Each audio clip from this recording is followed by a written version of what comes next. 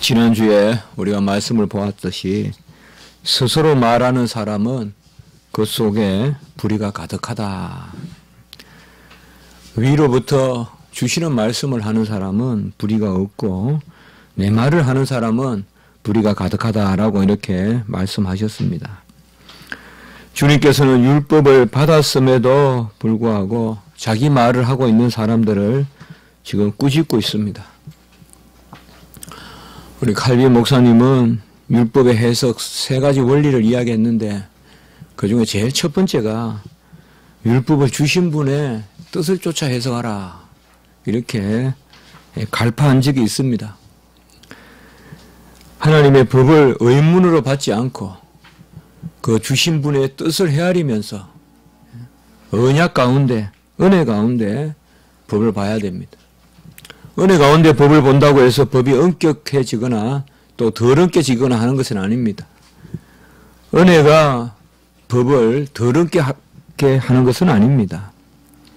그러나 은혜 가운데 언약 가운데 율법을 보면 법은 하나님의 법은 참 공의고 진리고 1.1핵이라도 변개할 수 없는 그런 어미성이 있지만은 그 가운데서도 사람을 절망시키지 않고 오히려 사람을 세우고 길을 인도하고 궁극적으로는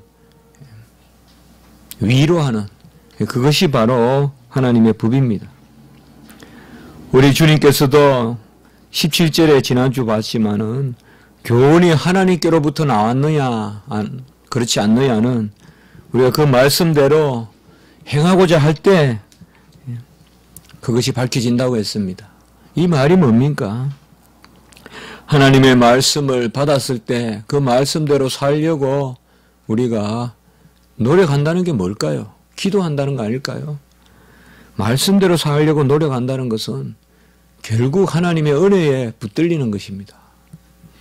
그래서 우리가 법을 받았을 때 그 법대로 살려고 몸부림을 치는 것은 결국은 은혜를 구하는 것이고 기도하는 가운데 하나님의 역사를 구하는 것이기 때문에 그것이 어디로 왔는가를 안다 이 말이에요. 그런 것이 없이 그저 듣고 귀로 흘러버리면 그 말씀은 그저 내 이성으로만 머물기 때문에 위로부터 왔는지 아래로부터 왔는지 모른다 이 말이에요. 악순환이 뭐냐? 율법을 받았을 때 내가 판단하고 또 버리고 취하고 이거 악순환이고 율법을 받았을 때 어쨌든 하나님 말씀인 줄 믿고 살려고 노력하다 보면 거기에 은혜가 역사하기 때문에 은혜가 아니고서야 우리가 노력한다 할 수가 없기 때문에 알거든요. 하나님께 구해야 말씀대로 살 수가 있기 때문에 그 가운데서 우리가 이 법이 하나님이 주신 것이구나. 정말 하나님은 명령하시는 분으로서 친히 이루시는구나 라는 것을 우리가 깨닫게 되는 것입니다. 율법은 천사가 또 모세가 우리 갈라디아서 보면 중보를 통하여 주었다 했지만은 모세의 손을 통하여 주었지만은 율법의 수여자는 우리 하나님이시고 또 궁극적으로 율법을 이루시게 하는 능력도 하나님으로부터 나옵니다. 그러므로 율법을 받기는 받되 도무지 행하고자 하지 않는 가운데서는 이 법의 능력도 나타나지 않고 법의 은혜도 없습니다. 오늘 말씀 19절에 보면 너희 중에 율법을 지키는 자가 없도다라고 이렇게 이야기합니다. 가장 세상에서 율법을 잘 지키고 가장 드러나게 기도하고 또 정하여 금식하고 또 정하여 구제하고 가장 편하게 믿는 사람들이고 그야말로 종교인들 가운데 뛰어난 종교인들인데 우리 주님께서는 딱 단언합니다. 너희 중에 율법을 지키는 자가 없도다라고 이렇게 말씀하고 있습니다. 오늘 이 말씀의 배경에는 이제 주님께서 안식일 날 무슨 일을 행했다. 우리가 정확하게 지금 이 한 일을 행한 것으로 21절에 보면 예수님께서 내가 한 가지 일을 행하매 너희가 다 이로 말미암아 이상히 여기는도다. 이 한 일이 뭔지에 대해서 조금 분분합니다. 대체로 주석학자들은 이것은 바로 38년 된 병자를 고친 일을 이야기한다. 그것은 5장에 나오는 이야기지 않습니까? 요한복음 5장에 나오는 이야기인데 거기에 이어서 지금 7장에서 이제 안식일 날 그 병자를 고쳤다. 칼빈의 주석을 제가 보니까 칼빈은 중풍병자를 고친 사건으로 이렇게 또 이해하더라고요. 이것은 마가복음이나 우리가 그런 데서 잘 나타나는 그런 중풍병자를 고친 안식일날 그것을 또 이렇게 이야기하고 있습니다. 아마 우리 칼빈이 중풍병자를 고쳤다고 이렇게 보는 것은 병만 고친 것이 아니라 제사함도 받게 하셨잖아요. 그래서 사람들이 중풍병자가 병이 나은 것보다 그에게 제사함을 얻으라 하니까, 제사함을 받았다고 하니까 참남하도다라고 했잖아요. 그게 이제 오늘 후반부의 말씀과 통하거든요. 23절에 보면 전신을 건전하게 한 것으로, 여기 전신은 영혼과 육체, 바로 육체의 병만이 아니라 하나님께서 구원을 주시는, 주님께서 구원을 주시는 은혜를 베푸신 것을 이야기하거든요. 그러니까 아마 우리 칼빈 목사님은 이것을 좀 더 중풍병자로 봤지만은 사실상 38년 된 병자에게도 이런 일이 우리가 나타났다고 볼 수도 있습니다. 그래서 여하하던 주일날, 안식일날 병자를 낫게 했거나 또 주님께서 어떤 하나님의 일을 행하신 것, 그것을 놓고 지금 이야기하고 있습니다. 그래서 주님께서 너희들은 율법을 제대로 모른다, 율법을 제대로 안다 그러면 너희들이 나를 귀신 들렸도다라고 말하지 않을 것이다. 귀신 들렸다는 말은 오늘날 우리로 말하면 귀신이 뭐 들렸다, 또 뭐 집혔다, 그런 옛날 표현도 있지만은 그게 아니라 사실상 미쳤다라는 그런 상투적인 표현일 수도 있습니다. 그래서 내가 제정신이 아니구나, 이것을 이 유대 사람들은 귀신이 들렸구나라고 이렇게 이야기합니다. 그래서 제정신이 아니구나, 언제 우리가 당신을 죽이려 했는가라고 이제 이렇게 발뺌을 하는데요. 주님께서 밑에서 하시는 말씀이 바로 그 근거를 보여주고 있습니다. 왜 그러면 너희들은 안식일에 할례를 행하느냐 이 말이에요. 이제 이렇게 우리 주님께서 말씀하십니다. 할례는 왜 행하느냐? 할례라는 것은 수고 아니냐? 그것은 손을 움직이고 도구를 드는 거 아니냐? 돌로 자르는 거 아니고 손으로 자르는 거 아니고 칼을 들고 살을 베는 것인데 그게 왜 안식일 날 그거는 노동 아니냐? 그런데 그것은 어떻게 하느냐 이 말이에요. 그게 뚜렷한 거죠. 안식일은 모세 전에 아브라함에게 주님께서 언약의 표징으로 주신 것이잖아요. 창세기 17장 12절에 나오고 그리고 레위기 12장 3절에 또 나오죠. 그러니까 모세의 율법인 줄 알지만은 대체로 이 사람들은 모세의 법이라고 할례를 행하겠지만, 그래서 갈로에 오늘 말씀에 있지만 이 할례의 규례는 알다시피 아브라함에게 주신 것이잖아요. 이삭을 낳기 전에 그래서 이스마엘과 아브라함이 할례를 행했잖아요. 그 할례의 규정을 이들은 지킬까 말까, 안 지킬 수가 없잖아요. 할례는 먼저 주신 규정이고, 근데 안식일 날은 또 자기들 법으로는 사실상 자기들이 만든 것이거든요. 물론 하나님께서는 안식일 날 영광을 가리는 그런 짐을 옮기거나 과도한 수고를 하거나 성문을 들락날락 하는 것을 금했지만은, 그건 율법으로 범했지만 주님의 법으로. 그렇지만은 이들이 과도하게 안식일의 규정을, 그게 바로 율법을 모르는다 이 말이에요. 하나님이 왜 율법을 주셨느냐? 이들이 율법을 모르는 것은 문자를 모르는 것이 아니라 왜 하나님이 법을 주셨나에 대해서 모른다는 거예요, 지금. 아까 제가 말씀을 드렸듯이 율법 수여자의 뜻을 모른다 이 말이에요, 이 사람들이. 그러면서 우리 주님은 꼭 전곡을 찌른단 말이에요. 왜 그러면 할례는 행하냐 이 말이에요. 어느 한 랍비는 이렇게 이야기했습니다. 신학자 랍비가 할례는 엄중한 안식일 규례를 능가하기에 위대하다. 이게 일종의 미슈나예요. 그러니까 그들의 전성되려 내어놓는, 거기에 보면 우리로 말하면 일종의 교리 같은 거예요. 이 사람들이.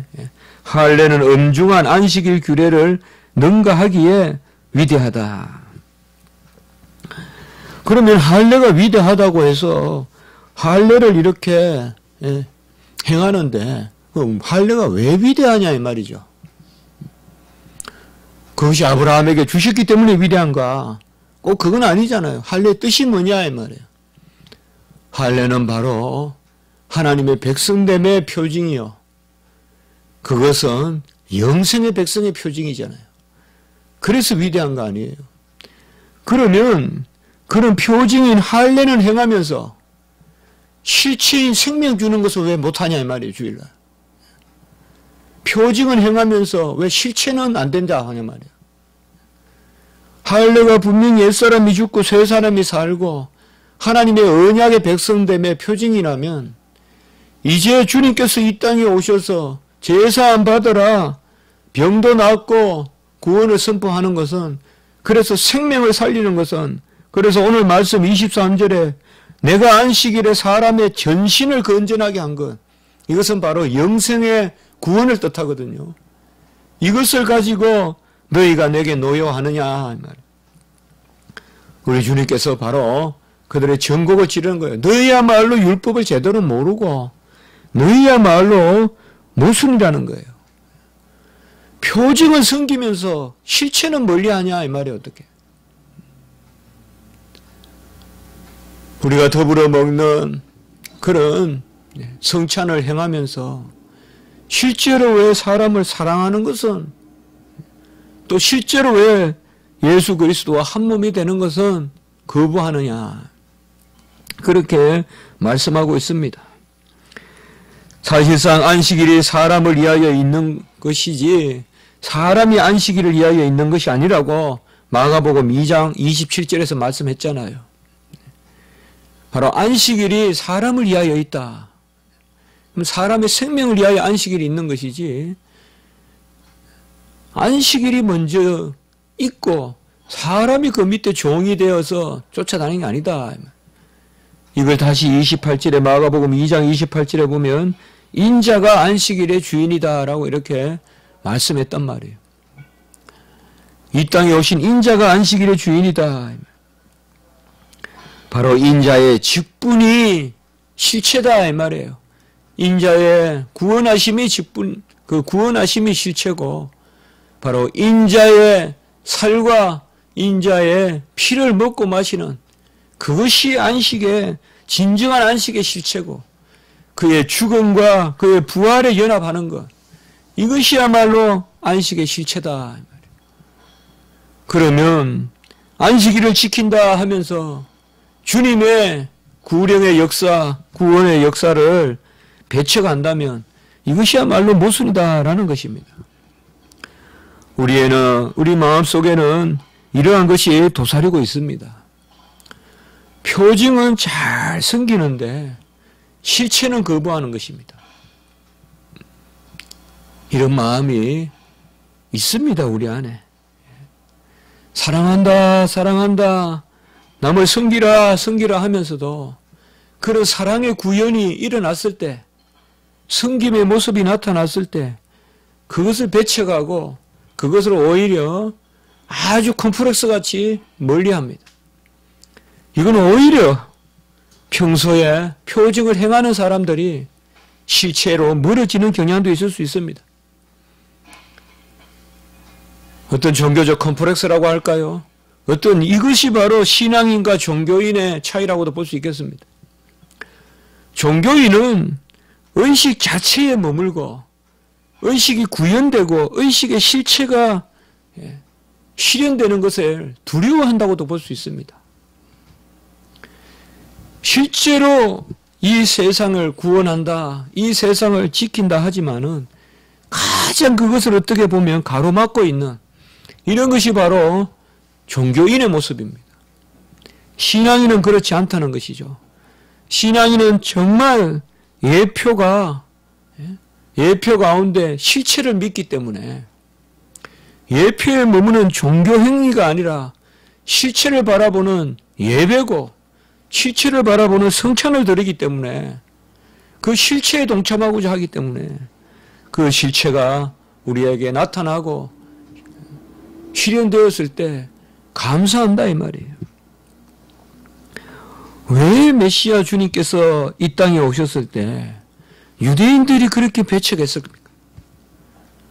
이것을 우리는 여상히 볼 수가 없는 것입니다.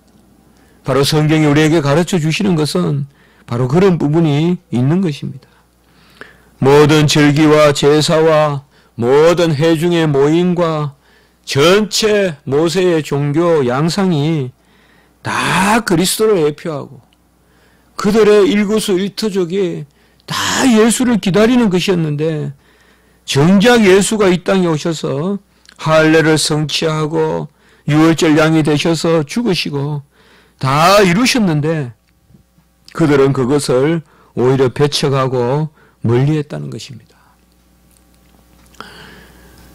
우리가 한번 깊이 생각해 봐야 됩니다. 진정 교회는 우리가 말하는 진리를 지향하고 있는지, 진정 교회는 사랑을 지향하고 있는지, 어떻게 보면 사랑을 가장 두려워하고 진리를 가장 두려워하는 뭔가 모르는 그런 막을 치고 있는 것은 아닌지 우리가 한번 생각을 해봐야 됩니다.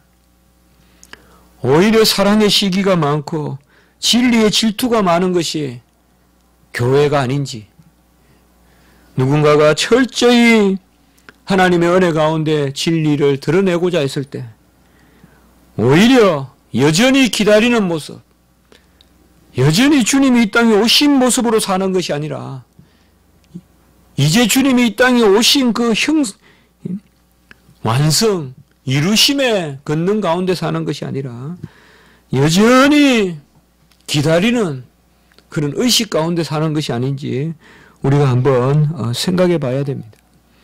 너희 중에 율법을 지키는 자가 없도다. 지키는 자가 없다는 것은 율법을 알지도 못하고 제대로 알지도 못하고 모두 자의로 해석한다는 것입니다. 이것은 정말 우리가 하나님 앞에 내어놓는 그런 솔직한 우리의 심령의 고백인 것입니다.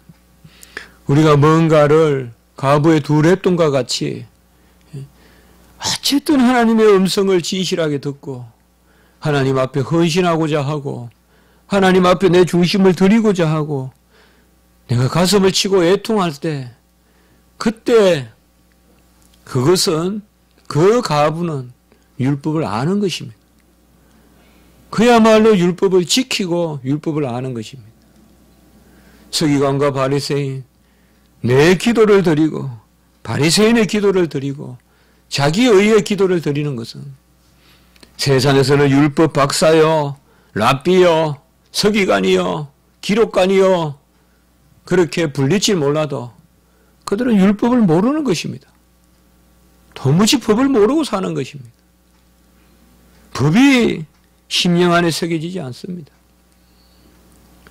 주님께서는 나더러 주여 주여 선지자 노릇하고 교사 노릇한다고 다 천국에 들 것이 아니에요. 슬피 울며 이를 갈미 있다라고 했습니다. 우리는 이것을 항상 염두에 두어야 됩니다. 우리가 입에 하나님의 복음을, 입에 하나님의 율법을 올릴 때 정말 우리가 심령 가운데 하나님 앞에 기도하고 정말 중심으로 하나님 앞에 연약함을 내어놓고 나가는 것인지, 지극히 습관적으로 지극히 내가 해왔던 대로 그냥 듣고 흘리고 한 번도 가슴을 치고 1년이 다 가도록 회개하는 적이 없고 주님 앞에 눈물 한 번 쏟는 적 없고 그렇게 사는 것은 아니니, 누가 하나님의 법을 맡은 사람이고 누가 하나님의 법을 지키는 사람이냐. 아주 연약한 심령으로 수르보네가 여인과 같이 또 12의 혈류병 환자와 같이 소경과 같이 38년 된 병자와 같이 정말 그들은 또 미문에 있었던 지난 주간에 보았던 그런 타고난 절름발이와 같이 그들은 성전에 들어갈 수도 없고 저주받은 사람으로 혹은 이방인으로, 이방의 여인으로 성전에서 예배드릴 수 없지만 그들의 기전을 스쳐가는 그런 주님에 관한 소리를 듣고 그것을 가슴에 새기고 주님을 쫓아가고 주님을 부르고 그들이야말로 하나님의 법을 맡은 자지. 그들이야말로 하나님의 법을 맡은 자들이다. 이 설교는 어떻게 보면 제가 가장 잘 들어야 될 설교입니다. 저는 어떻게 보면 가장 하나님의 법을 많이 이야기하고 신학을 가르치고 일주일 내내 그렇게 선포하고 가르치고 살고 있습니다. 그러나 과연 내가 율법을 알고 있는지, 너희는 율법을 지키는 자가 없도다. 너희는 다 스스로 말하는구나. 너희는 이 교훈이 하나님께로부터 온 것인지 모르는구나 하는 그런 부류의 사람에 속해 있는 것은 아닌지. 24절에 보면 외모로 판단하지 말고 공의롭게 판단하라 라고 이렇게 말씀하고 있습니다. 여기서 두 가지 뜻이 있습니다. 율법을, 하나님의 말씀을 문자로 받지 말고 은혜로 받으라, 아니면 실체로 받으라는 뜻이 있습니다. 첫째로. 그래서 말씀을 외모로 판단하지 말고 공의롭게 판단하라라는 뜻으로 첫 번째 먼저 생각해 볼 수가 있습니다. 두 번째, 그 말씀에 비추어 사람을 바라보라는 것이죠. 그 말씀에. 그래서 먼저 우리가 말씀을 잘 실체로 파악하고 하나님이 이 말씀을 주신 뜻을 잘 파악하고 왜 이 말씀을 주셨는지, 왜 이 법을 가르쳐 주시는지 그것을 잘 파악하고 그리고 사람들을 대하라 이거죠. 그리고 사람들을 대하라. 우리는 법도 외모로 보고 사람들도 외모로 보는 것은 아닌지 그것을 우리가 깊이 생각해 보라는 것이죠.